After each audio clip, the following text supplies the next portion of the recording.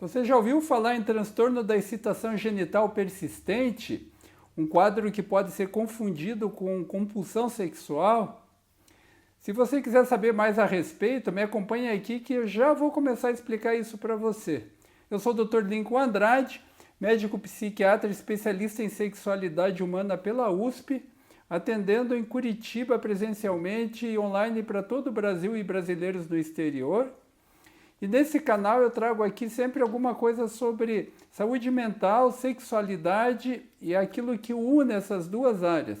Se você gosta desses assuntos, se inscreva no canal, clique na sineta para ativar as notificações e me acompanhe aqui toda semana.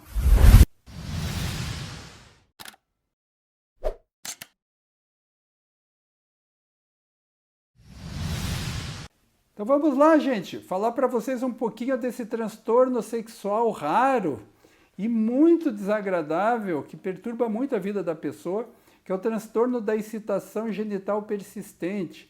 Então eu já começo pelo próprio nome do transtorno, a gente já é remetido à área genital, ou seja, esse transtorno é um transtorno onde a pessoa sente uma excitação, mesmo sem ter desejo sexual, sem estar fantasiando, pensando em sexo, ela sente uma intensa excitação na área genital. É uma excitação intrusiva, indesejada, que perturba a vida da pessoa nas tarefas do dia a dia. Ela é persistente, essa excitação, e ela é muito incômoda para a pessoa. Já vou explicar para vocês direitinho os detalhes. Mas é importante entender, então, que é um transtorno da excitação, ou seja, afetando a área genital da pessoa, é persistente e não precisa a pessoa estar pensando em sexo, ela não está com desejo e isso invade as sensações da pessoa, invade o momento da pessoa, causando bastante desconforto. Talvez nesse momento você esteja pensando assim, mas como é que uma excitação genital vai ser desconfortável, né? Porque a pessoa associa sempre a questão da resposta sexual, desejo, excitação, orgasmo, tudo isso como coisas prazerosas. Vocês vão ver aqui nessa descrição que nem sempre as coisas são assim. Então a gente está falando de um transtorno onde que a taxa de prevalência, ou seja, quanto por cento da população é afetada, é uma informação que não se tem, é algo desconhecido, mas é estimado que possa talvez afetar 1% da população entre homens e mulheres. Esse transtorno, ele funciona da seguinte maneira.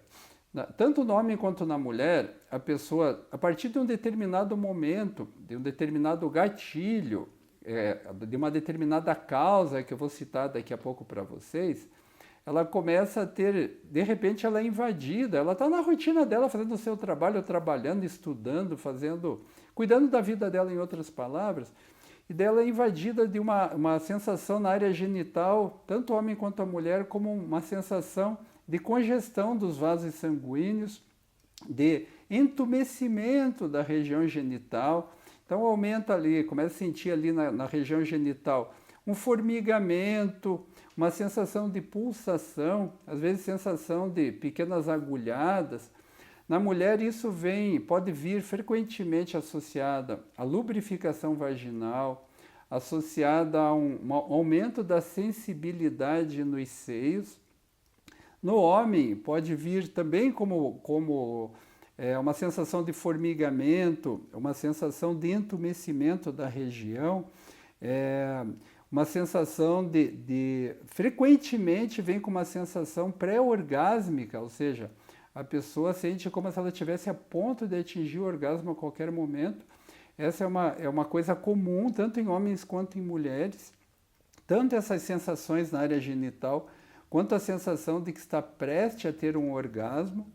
E isso vem com uma intensidade muito grande, é muito intenso, incomoda a pessoa, tira a concentração da pessoa das atividades que ela está desempenhando e traz junto um senso de urgência. A pessoa tem uma sensação de urgência para precisar ter um orgasmo, para aliviar aquele desconforto, ela sente uma urgência daquilo.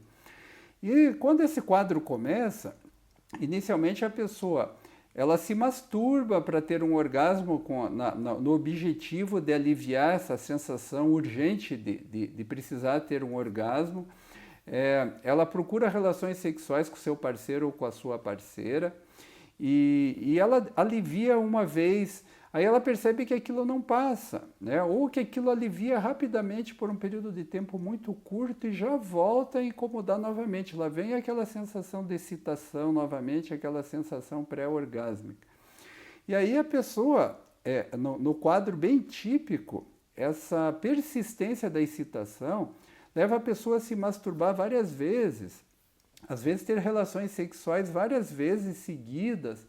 É comum as pessoas que passam por esse problema relatarem assim, que tem 10 masturbações por dia, 10 orgasmos por dia, relações sexuais, quantas ela consegue ter, e tudo isso para sentir um alívio transitório e a coisa volta, e é aquela excitação, aquela sensação de que precisa aliviar essa necessidade de orgasmo, essa sensação de que vai ter orgasmo, de que, na verdade, a pessoa tem uma espécie de sensação assim de que se ela tiver um orgasmo, aquilo vai passar, que é o que qualquer pessoa tem, né? Quando a pessoa tem desejo e está excitada, a sensação é óbvio, vai ter uma relação sexual, né? A sensação é óbvia. A pessoa vai ter uma relação sexual e aquilo tudo, além do prazer, ela vai ter o alívio daquela urgência, né? Mas no caso do transtorno de excitação genital persistente, não. A pessoa tem os seus orgasmos e isso não se alivia. Diminui e depois volta e volta e volta. Aí uma outra característica complicadíssima desse transtorno é que a pessoa ela começa a descobrir que aquilo não só não vai embora, como fica persistindo por horas, por dias, por semanas e às vezes por anos. Então a pessoa começa a ficar extremamente afetada e angustiada, porque aquilo que no início até poderia ter sido, num primeiro momento, até prazeroso de alguma forma, se torna muito desagradável, causa uma angústia intensa, uma extrema angústia na pessoa. Você imagina que você vai estudar e você está com uma sensação de excitação forte, uma sensação de que você precisa ter um orgasmo, de que um orgasmo vai te aliviar. Você vai trabalhar a mesma coisa, você está conversando com as pessoas no ambiente social, a mesma coisa. E aí a pessoa vai para um banheiro, se masturba, volta e aquilo persiste, fica ali incomodando a pessoa o tempo todo. Num período curto de tempo, a pessoa começa a ficar extremamente ansiosa, irritada, às vezes começa a ter medo, porque ela fica pensando, puxa, devo estar com algum problema muito grave. Ela começa a achar que tem algum tumor, alguma coisa que está causando esse problema. Então, o humor da pessoa começa a se alterar e também ela percebe que se ela tenta não buscar os orgasmos, como ela percebe que ter orgasmos não resolve o problema, ela muitas vezes tenta não ter orgasmo, ela luta contra aquele impulso, aquela quase necessidade assim urgente de ter um orgasmo, só para descobrir que o humor dela fica péssimo, que ela fica muito irritada, muito impaciente, muito incomodada. Então a pessoa buscando alívio no orgasmo, ela não consegue esse alívio, ela tentando evitar ceder a essa necessidade imperiosa de buscar um alívio no orgasmo, ela também não fica bem e a situação só se complica, as coisas só vão se complicando. Muitas dessas pessoas ficam tão angustiadas que entram em depressão e chegam a ter pensamentos ou até impulsos suicidas em função de tão desconfortável que isso possa ser. Então, algo que para a maioria absoluta das pessoas, que seria assim uma excitação genital e depois já vem um desejo, fantasias, vontade de ter uma relação sexual, para essas pessoas é uma espécie de pesadelo do qual elas nunca conseguem acordar, ou raramente elas conseguem acordar. Algumas pessoas têm isso de um modo intermitente, a coisa se torna mais ou menos intensa, mais ou menos intensa. Muitas pessoas têm isso de modo contínuo. Algumas pessoas que têm essa excitação genital mais leve e eventual, elas até conseguem apreciar isso como se fosse um plus da sua sexualidade, porque elas têm mais frequentemente vontade de ter relações sexuais. mas para a maioria das pessoas é um tormento, é uma espécie de pesadelo.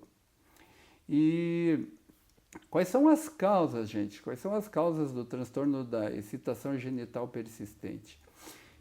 As pesquisas mostram muitas diferentes causas. Muitas pessoas que sofrem desse transtorno descrevem que ele começou quando eles iniciaram um determinado medicamento, e esse medicamento pode ser de vários tipos, né? Pode ser de várias classes farmacológicas. Outras dizem que quando foi ajustada a dose, outros dizem que quando o medicamento foi retirado, começaram a ter esse transtorno.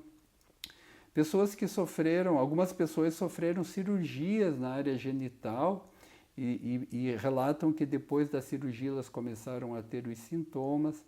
Tem pessoas que têm esses sintomas identificados como uma compressão de nervo na área genital, seja ela que surgiu naturalmente, de origem desconhecida, ou às vezes por causa de algum tipo de procedimento. Tem pessoas que falam que surgiu após um parto, por exemplo. Tem pessoas que relacionam com um aumento muito intenso de estresse ou da ansiedade como gatilho. Então, assim, vocês vejam que são muitas as possíveis causas. Tem pessoas que relacionam com alguma infecção na área genital, na área pélvica. Então, são muitas as possíveis causas. E aí, vocês vejam, quando não se sabe a causa de uma determinada patologia, considera-se que ela pode ter ou diferentes causas, né? Ou seja, pode ser que a gente esteja falando de sintomas que são comuns, mas cujas causas são diferentes, ou seja, diferentes patologias que levam ao mesmo conjunto de sintomas, né? Ou a gente pode estar falando de uma patologia mais complexa e o entendimento da causa ainda está muito imperfeita. Seja como for, é considerado um quadro de base psicossomática, ou seja, que tem origem no corpo e também pode ser desencadeado ou agravado por aspectos psicológicos e emocionais.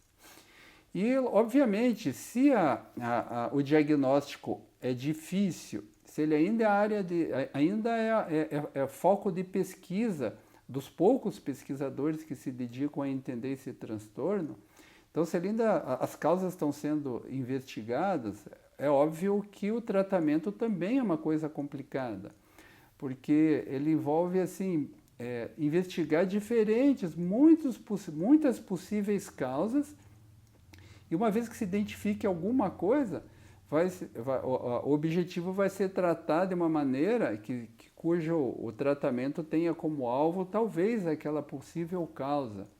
Então, muitas formas diferentes de tratamento são utilizadas com diferentes resultados de tratamento. Alguns até bons, muito bons às vezes, e muitos são frustrantes ou são insuficientes. Então, vocês vejam que nós estamos falando de um quadro que é raro, mas é bastante complexo, que faz com que muitas pessoas pensem, ou elas ou seus parceiros, ou seja, muitas pessoas que têm o transtorno da excitação genital persistente ou seus parceiros, chegam a pensar que são compulsivos sexuais, né? Então, às vezes a pessoa pensa, acho que eu sofro de compulsão sexual. A outra, assim, a parceira ou o parceiro pensa assim, não, essa pessoa, né, é compulsiva sexual. E essa é uma confusão complicada, porque tirando o fato de que as pessoas estão em busca de orgasmo, no restante são patologias muito diferentes. Porque vocês vejam bem, vamos falar um pouquinho dessas diferenças centrais. Vamos começar a falar a respeito da origem, da questão central do problema. Na excitação genital persistente, a questão afetada é a área genital. É uma sensação de excitação muito grande, uma sensação pré-orgasmo. E não precisa ter desejo, a pessoa não tem desejo de estar com aquilo. Já no transtorno do comportamento sexual compulsivo, o objetivo da pessoa é o prazer, é o orgasmo, ela vai em busca de orgasmo, e mesmo que ela não entenda que tem outras motivações inconscientes, que fazem com que ela vá em busca desse prazer, mesmo que ela não entenda, que ela mantenha esse comportamento diante do prejuízo que ela sofre com a família, com parceria profissional, em outras áreas da vida financeira, a pessoa mantém esse comportamento, mas ela está em busca desse prazer, ela quer esse prazer. Já no caso da excitação genital persistente, a pessoa não tem desejo, tem excitação, e isso invade a vida dela, causa um sofrimento, um desconforto muito grande, e a pessoa quer se livrar desse problema, ela não está indo em busca de orgasmo. O orgasmo é para aliviar esse desconforto.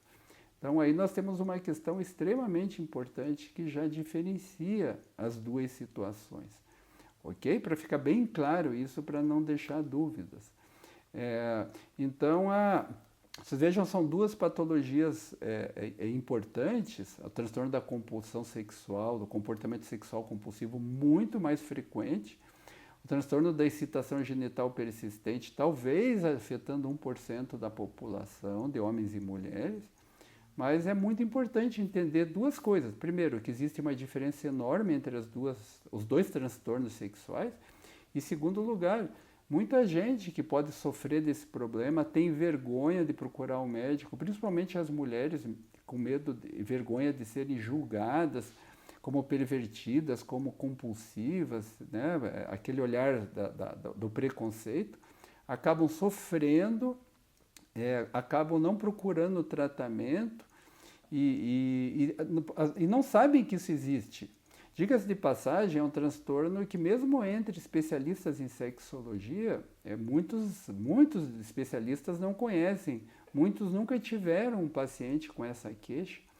Então, de repente, um vídeo desse pode ajudar demais uma pessoa que está passando por isso. Então, gente, espero que tenha ficado claro para vocês, né, a diferença entre o transtorno do comportamento sexual compulsivo e da excitação genital persistente. Se vocês gostaram do vídeo, por favor, deixem seu like. Se vocês gostam de assuntos de sexologia, de saúde mental e de tudo que une essas duas áreas, se inscreva no canal, clique na sineta, ative a notificação, envie seus comentários, não deixe de enviar, sempre que possível a gente procura responder. E como sempre eu agradeço a atenção de vocês aqui e até o nosso próximo vídeo.